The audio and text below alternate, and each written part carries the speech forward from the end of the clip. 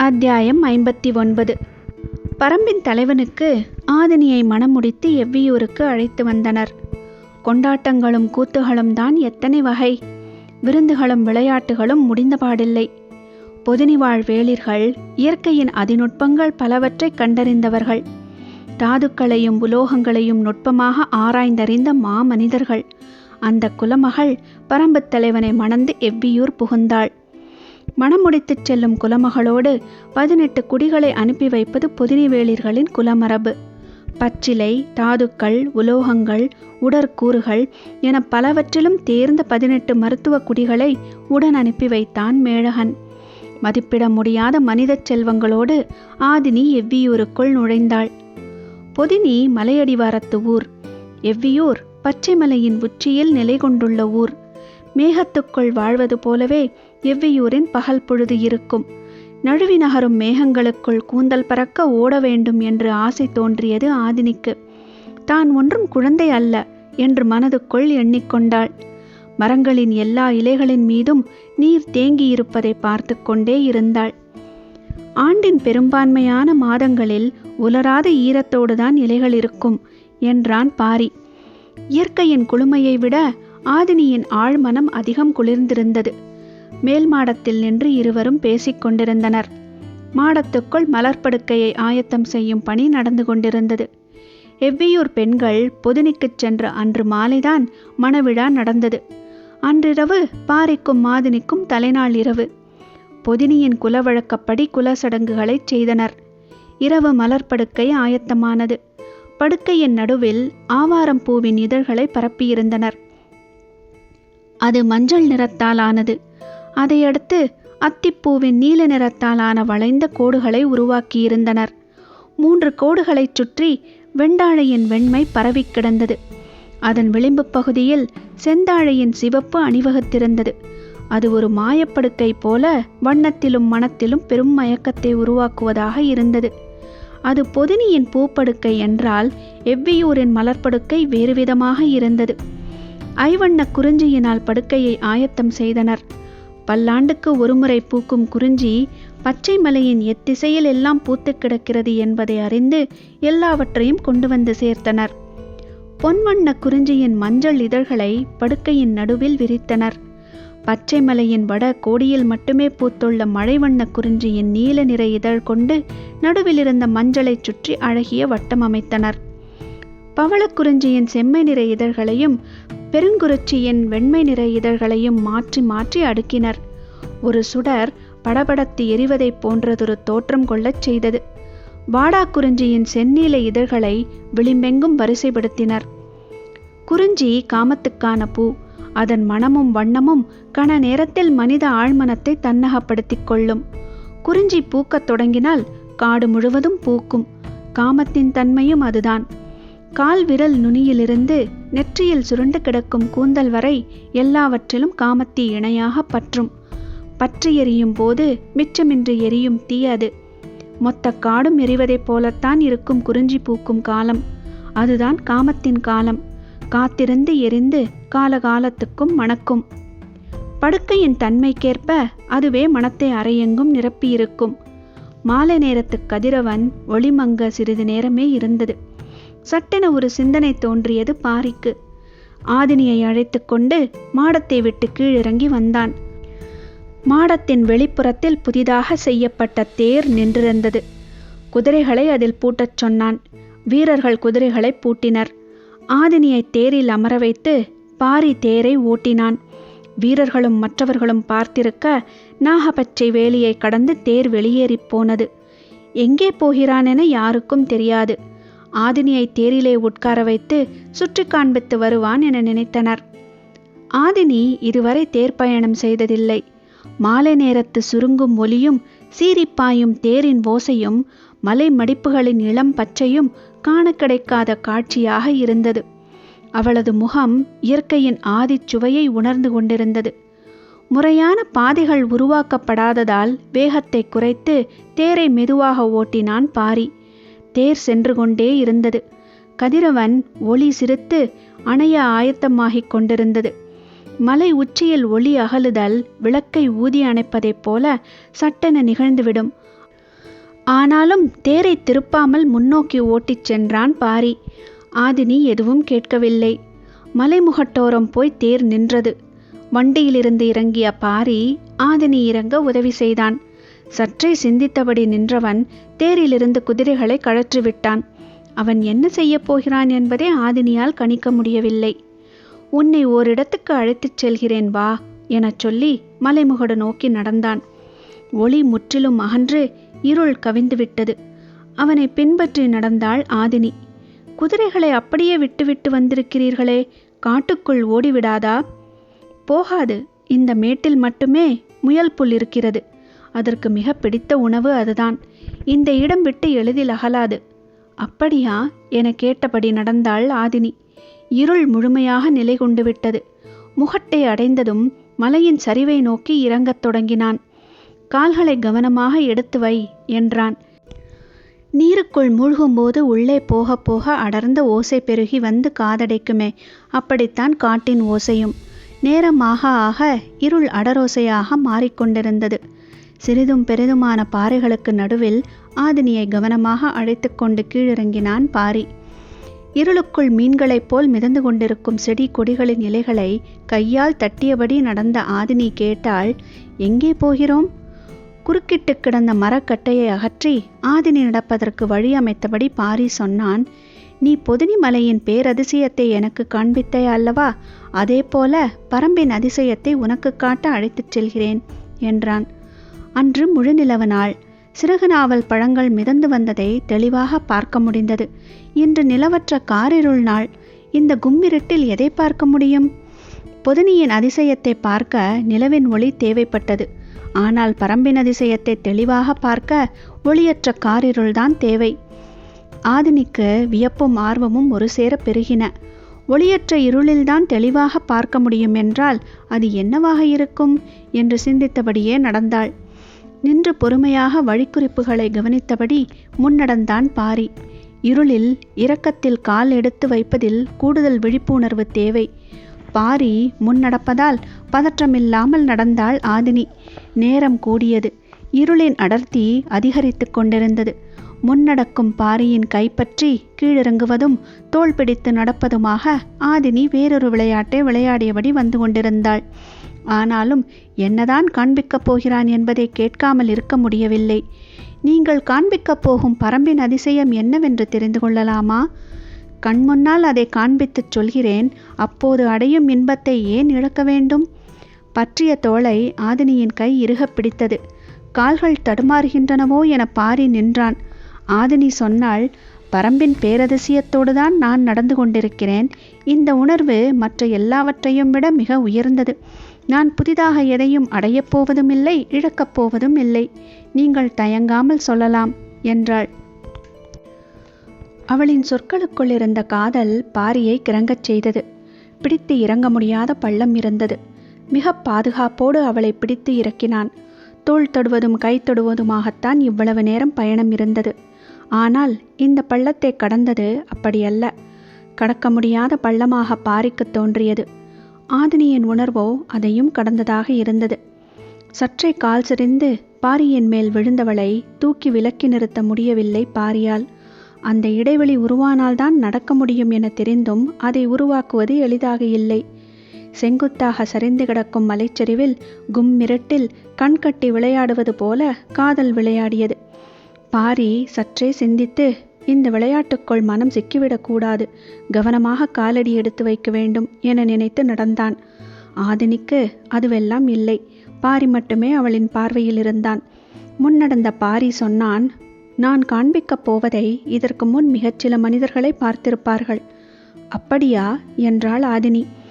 ஆம், அதன் பெயர் இராவெரி மரம். ஆதினிக்கு சட்டென புரியவில்லை. என்ன மரம்? இராவெரி மரம். அதன் இலைகள் பகலிலே வாங்கிய ஒளியை இரவிலே உமிழும். பார்ப்பதற்கு எண்ணிலடங்காத சுடர்கள் எரியும் விளக்கைப் போல இருக்கும். கிறங்கி நின்றாள் ஆதினி. என்ன சொல்கிறீர்கள்? அப்படி ஒரு மரம் இருக்கிறதா? ஆம், மழை நீரை உள்வாங்கிய மண் ஊற்றாக கசிய விடுகிறதல்லவா? அதே போல பகல் முழுவதும் ஒளியை உள்வாங்கி இரவு முழுவதும் வெளிச்சத்தை கசிய விடும்.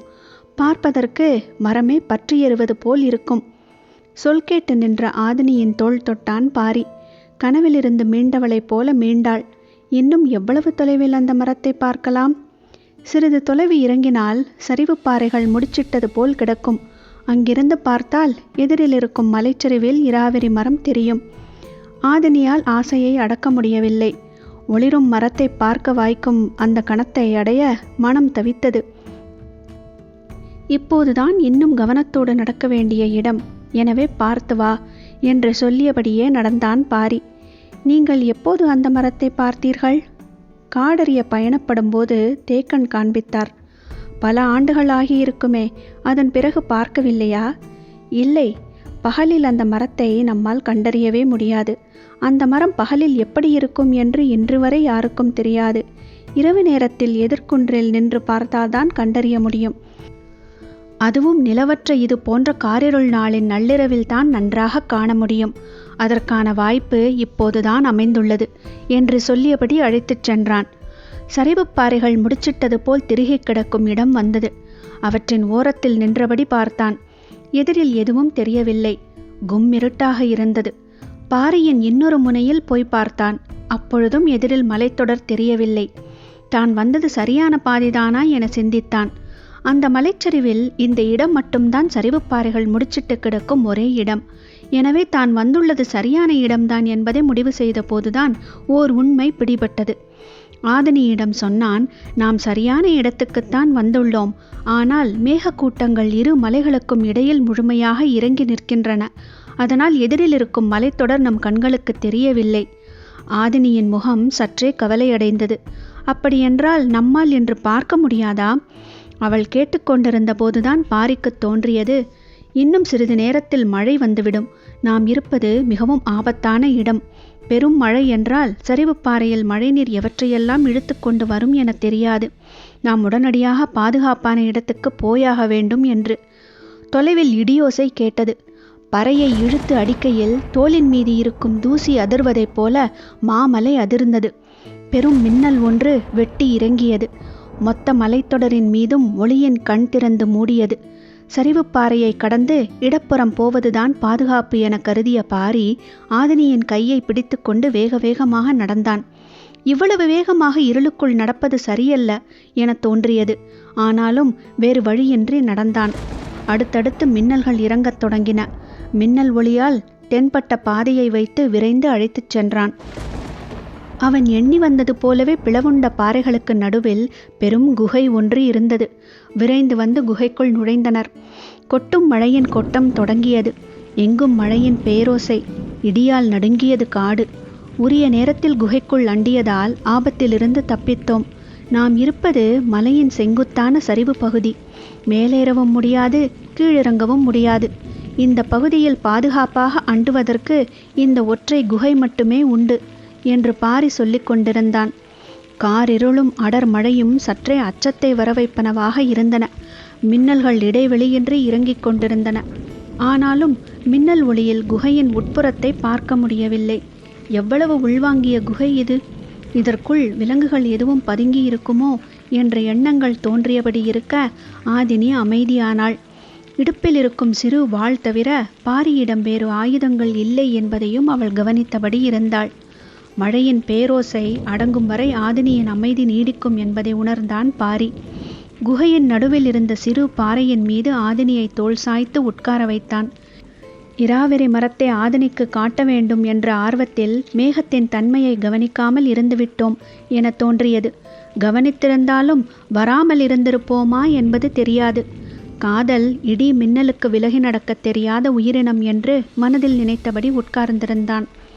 ஒளியை உருவாக்க எந்த ஏற்பாடும் இல்லாமல் வந்துவிட்டோமே என்பதுதான் பாரிக்கு குறையாகப்பட்டது. நீண்ட நேரம் கழித்து மழை நின்றது.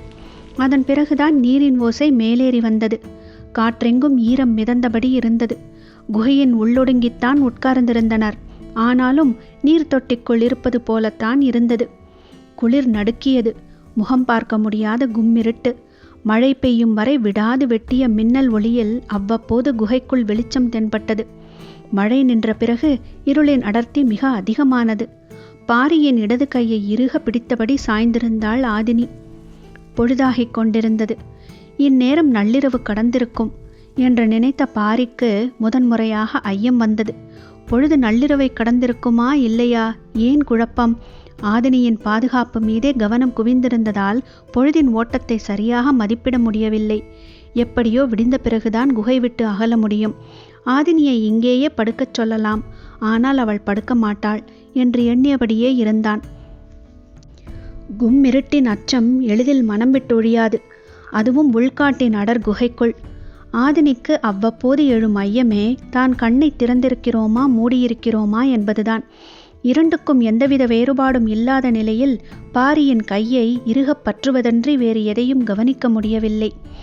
எந்த சொல் கொண்டு இந்த அமைதியை கலைப்பது என பாரி சிந்தித்து கொண்டிருக்கையில் குகையின் உள்ளடுக்கிலிருந்து சிற்றொளி வெளிப்பட்டது. அதை உணர்ந்த கணம் சட்டென குகையின் உட்பகுதியை நோக்கி திரும்பினான் பாரி. தோளிலே சாய்ந்திருந்த ஆதினி திடுக்கிட்டு நடுங்கினாள். உள்ளே இருப்பது விலங்கா? எந்த வகையான விலங்கு? எதையும் கணிக்க முடியவில்லை. சட்டென குகையை விட்டு வெளியே போய் நின்று அதனை எதிர்கொள்வது பாதுகாப்பானதா, உள்ளேயே எதிர்கொள்வது பாதுகாப்பானதா? பாரியால் முடிவெடுக்க முடியவில்லை. ஒளியின் அளவு கூடிக்கொண்டே இருப்பது போல் தெரிந்தது. ஒளியின் தன்மை எதையும் கணிக்க முடியாததாக இருந்தது. பரவும் ஒளிக்கு பின்னால் இருப்பது பாறையா, இருளா அல்லது மிருகத்தின் உடலா? எதுவும் புலப்படவில்லை. இவ்வளவு குழப்பங்கள் வாழ்வில் இதுவரை ஏற்பட்டதில்லை. இயற்கையின் கணிக்க முடியாத கூர்முனையில் முன்னால் நின்று கொண்டிருந்தான் பாரி. காடறியும் காலத்தில் கூட இவ்வளவு பதற்றமான கணத்தை சந்தித்ததில்லை. இப்போது ஏற்படும் பதற்றத்துக்கு காரணம் ஆதினி.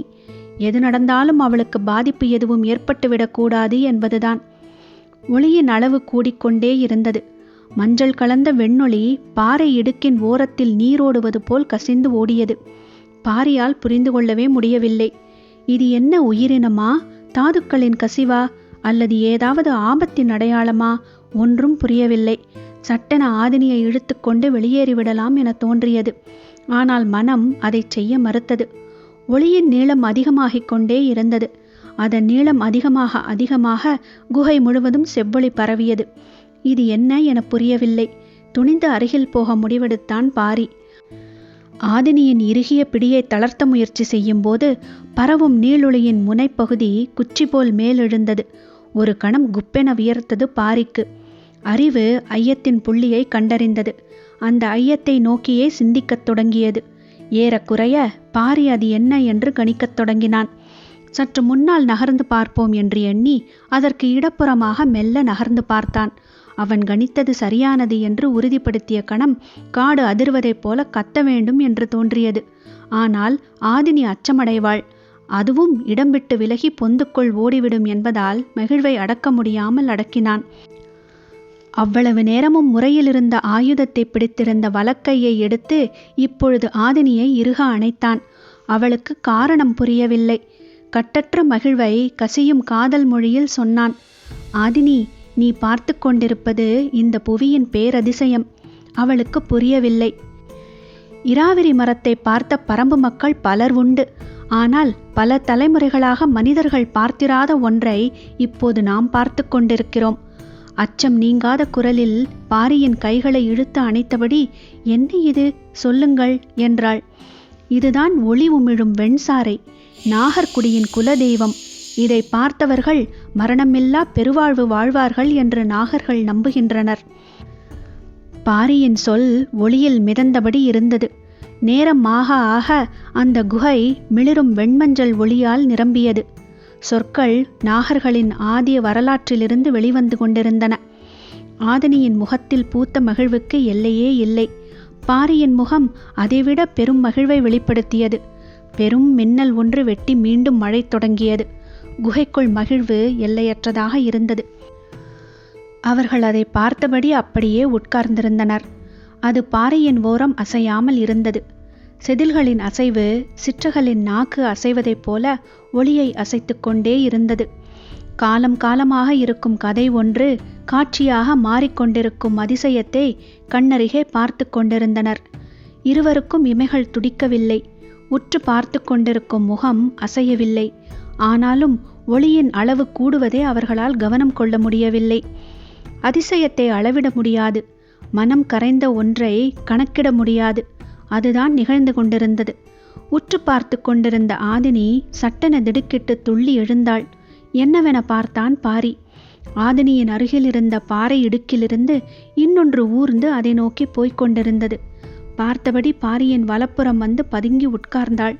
ஒளி உமிழும் இரு வெண்கோடுகளும் ஒன்றாக சந்தித்தன. சிறிது நேரத்தில் ஒன்றை ஒன்று சுற்றி பின்னத் தொடங்கின. காற்றுக்கு அசையும் சுடரொளி போல வெண்ணொளி கூடி குறைந்து கொண்டிருந்தது. இரவு முழுவதும் ஒளிச்சுடர்கள் இரண்டும் ஒன்றையொன்று பின்னியபடியே இருந்தன. ஆதினி பாரியின் கைகளை இறுகப் பற்றினாள். அச்சம் முதிர்த்த கணத்தில் ஆசை மேலேறத் தொடங்கியது. வெண்ணொளி பின்னுவதைப் போல இருளுக்குள் இருந்த உருவங்களும் தயங்கி தயங்கி பின்னத் தொடங்கின. மழையின் ஓசை போல மூச்சுக்காற்றின் ஓசையும் கூடிக்கொண்டே இருந்தது. எவ்வியூர் மாளிகையில் ஐவகை குறிஞ்சி மலர் கொண்டு படுக்கையை ஓர் ஓவியம் போல வரைந்து வைத்திருந்தனர். ஆனால் குறிஞ்சி நிலத்தின் உள்ளங்கைக்குள் காமம் தானே தனக்கான ஓவியத்தை வரைந்து கொண்டிருந்தது. ஆதினி கால்களில் அணிந்திருந்த தண்டை எவ்வளவு ஓசையை எழுப்பிய போதும் பின்னிய நாகங்கள் விலகவில்லை. காமம் விலக முடியாத விளையாட்டு. நாகங்களும் விலகவில்லை, நாகம் கண்டும் விலகவில்லை.